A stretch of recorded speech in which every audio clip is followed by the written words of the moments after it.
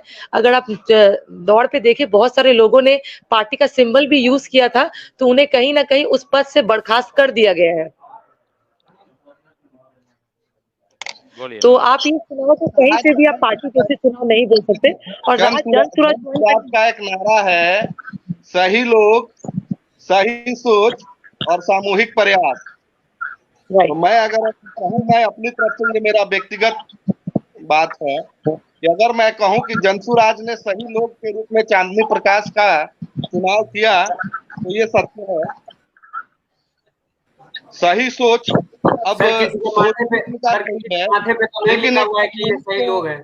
सामूहिक प्रयास, कैसे आपने चुनाव कर लिया कि चांदनी जी भी सही लोग हैं, या वहाँ की जनता बात है। जनसुराज पर हमारे साथी बैठे हुए हैं, उनको कहीं ना कहीं ये प्रयास करना चाहिए। जनसुराज के साथी जो इस माध्यम से सुन रहे हैं हमारी बात को, उनको कहीं ना कहीं एक सामूहिक प्रयास करना चाहिए कि अगर लगता है कि इतना तो वास्तव में सही सोच और सही लोग और सही सोच से उभर के आ रही हैं, तो एक सामूहिक प्रयास से इनको मदद करनी चाहिए।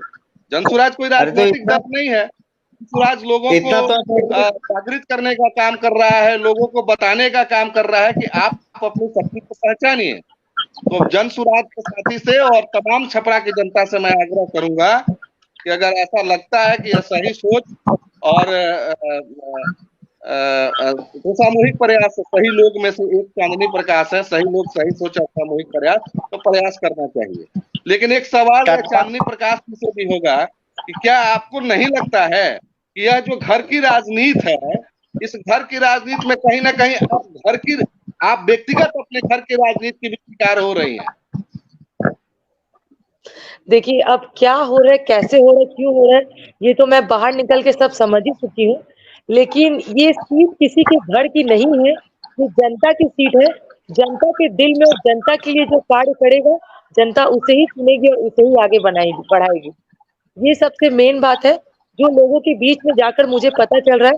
और जितने भी प्रत्याशी यहाँ खड़े हैं, कहीं ना कहीं अगर आप उनका बैकग्राउंड जाने, क्योंकि वो छपरा ही उनकी जन्मभूमि है, लेकिन अगर कर्म के तौर पर उन्हें देखा जाए तो आज तक उन्होंने उस तरह का कोई ऐसा बदलाव नहीं किया। कहीं ना कहीं तभी जाके नवनीत ने भी यही बात कहा कि मतलब कि एक लाइट लगा के जो वाला बात था, ये बात सही है। जहाँ पे कुछ विकास नहीं हो रहा है, वहाँ थोड़ा सा भी प्रयास कर दिया जा रहा है, तो यहाँ के लोग खुश हो जा रहे हैं।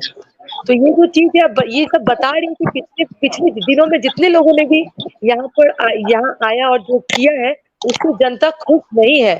कहीं ना कहीं वो भी बदलाव चाहती है।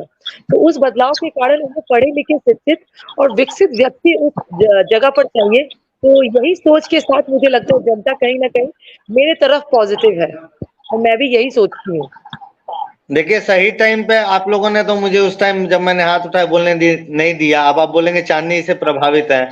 जो सवाल मैं उस टाइम बोलने वाला था, यही बोलने वाला था जो आपने सवाल पूछा था। इतना तो आप मानेंगे ना कि चांदनी जी फिलहाल में तो भ्रष्टाचारी नहीं है, फिलहाल तो क्रिमिनल तो नहीं है। तो फिलहाल तो चांदनी जी तो ठीक है, मान लीजिए नहीं आई है, ठीक है, वो हमारी उम्मीदवार नहीं है। लेकिन जो भी सही लोग हैं समाज के, वो सब आ रहे हैं और जुड़ रहे हैं। यही जनसुराज की ताकत बन रही है। चलिए, ठीक है। हमारे साथ चर्चा में मौजूद हैं डॉक्टर कृष्णा एम रॉकी, राजनीतिक विश्लेषक के तौर पे और बीजेपी के समर्थक के तौर पे भी जुड़े हैं हमारे साथ। क्या कृष्णा जी, आप लोगों की क्या भागीदारी है छपरा के चुनाव में? छपरा नगर निगम 22 से बहुल सीटें हैं, मतलब वैसे देखा जाए तो जातीय समीकरण वहां पे राजपूत, ब्राह्मण, राजपूत, वैश्य और यादव ज्यादा है, और 22 से वोटरों पे बीजेपी हमेशा से कब्जा बनाए रहती हुई है। हमारे साथ जो कैंडिडेट भी जुड़ी हैं, चांदनी प्रकाश जी, ये भी जातीय तौर पे वैश्य समुदाय से ताल्लुकात रखती हैं। सबसे पहले नमस्कार। चांदनी जी से एक सवाल मैं पूछना चाहूंगा, और बीजेपी का जो राय है छपरा नगर चुनाव में, वो तो उसके मैं बाद में आऊंगा।